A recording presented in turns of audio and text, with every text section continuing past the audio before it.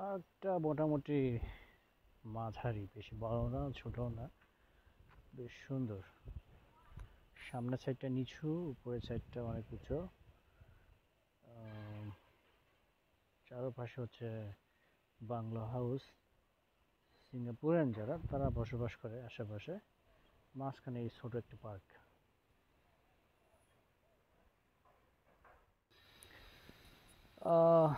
মূলত এই পার্কে আমি বিগত গত মাস থেকে আপ ডাউন করতেছি, আসতেছি। সিঙ্গাপুরে মূলত আমি পার্কে জব করে থাকি।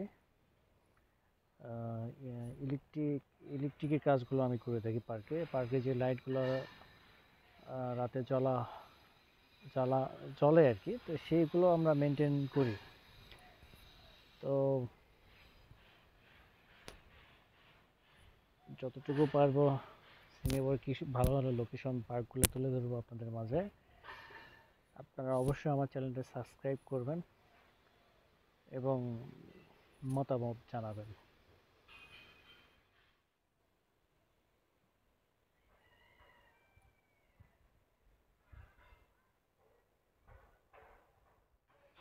এই পার্কে সাইনবোর্ড দেওয়া যে এই পার্কে কোনো স্মোক করা যাবে না।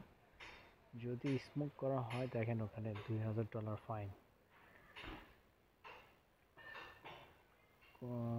স্মোক করা অবস্থায় যদি কোনো প্রশাসন দেখে থাকে তাহলে আপনার জরিমানা করবে $2000, যা বাংলাদেশের 1,90,000 অথবা 95,000 টাকা।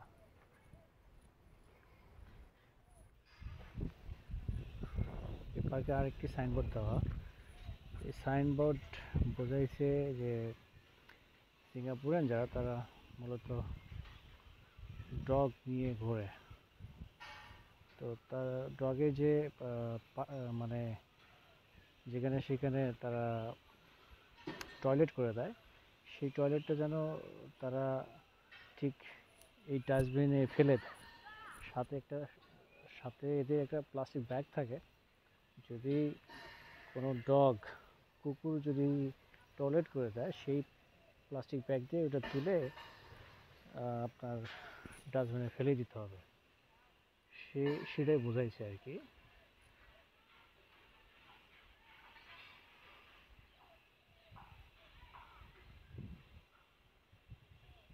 শিশুদের খেলা দোলনা আর কি, আর ছোট বাচ্চাদের খেলা এই জায়গাটি।